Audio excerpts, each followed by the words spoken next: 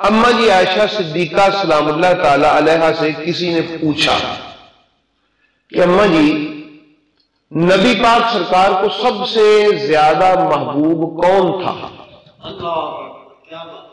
تو سیدہ عائشہ صدیقہ سلام اللہ تعالی علیہا نے فرمایا کہ ان کی بیٹی فاطمہ،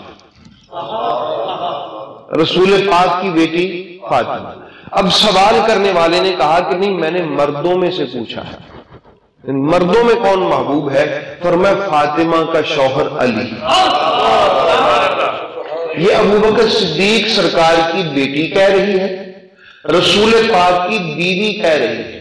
اب دونوں گھروں کو سر تسلیم خم کر دینا چاہیے کہ جو رسول پاک سرکار کی ازواج مطہرات جیسے ہم ہیں، اہل سنت جو ہیں، جو میرے محبوب کی ازواج مطہرات کی عزت و ناموس کا پہرا دینے کا دعویٰ کرتے ہیں کہ رسول اللہ صلی اللہ علیہ وسلم کی ازواج مطہرات چونکہ ہمارے نزدیک وہ بھی اہل بیت ہیں، اہل سنت کے نزدیک ازواج مطہرات بھی کیا ہے؟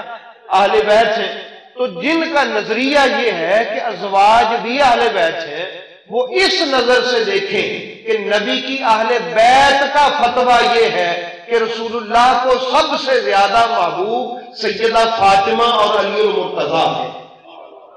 اور اگر کوئی صحابہ کی عزت و ناموس کا پہرے دار ہے، جس کی نظر میں حضرت ابوبکر صدیق رضی اللہ تعالی عنہ کی بڑی عزت ہے، بڑی قدر ہے، بڑا مقام ہے، جیسے آپ اور میں اور ہر وہ بندہ جو اپنے آپ کو اہل سنت کہلواتا ہے، وہ اہل سنت دیوبندی ہو یا اہل سنت بریلوی ہو،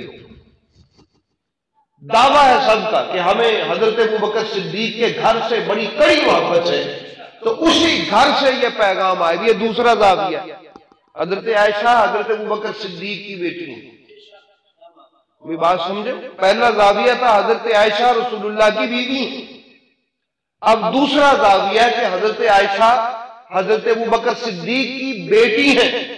اب اس ابوبکر صدیق کی بیٹی کہ جس کی محبت اور ناموس کے ہم پہرے دار ہیں، اس ابوبکر صدیق کی بیٹی پیغام دے رہی ہے کائنات والوں کو کہ لوگوں، اگر مجھے رسول کی بیوی کے طور پہ سنتے ہو تو تب بھی یہ سیکھ لو کہ رسول اللہ کے محبوب علی و فاطمہ ہیں، اگر مجھے صدیق کی بیٹی کے طور پہ دیکھتے ہو تو اس زاویہ نگاہ سے بھی دیکھ لو کہ رسول اللہ کی نگاہ میں محبوب علی و فاطمہ ہیں۔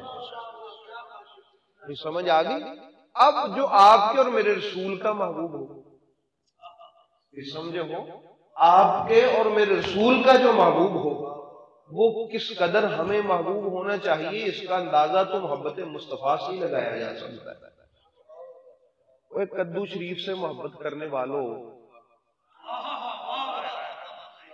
کتنی سبزیاں ہمارے گاؤں میں بکتی ہیں، ادھر کوئی کسی سبزی کو محبت کی نگاہ سے نہیں دیکھتا، سارے سادہ سادہ سبزیاں ہی ہیں۔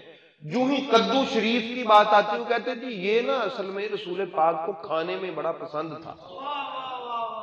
یہ ایسا ہی نا، کھانے میں پسند اس لیے تھا کہ یہ صحت کے لیے اچھا ہوتا ہے، جسمانی صحت کے لیے اچھا ہوتا ہے۔ اب رسول اللہ نے جو جسمانی صحت کے لیے جو چیز اچھی تھی، جسمانی صحت کے لیے جو چیز بہتر ہے، امتی اس پر تو بڑی توجہ دیتا ہے۔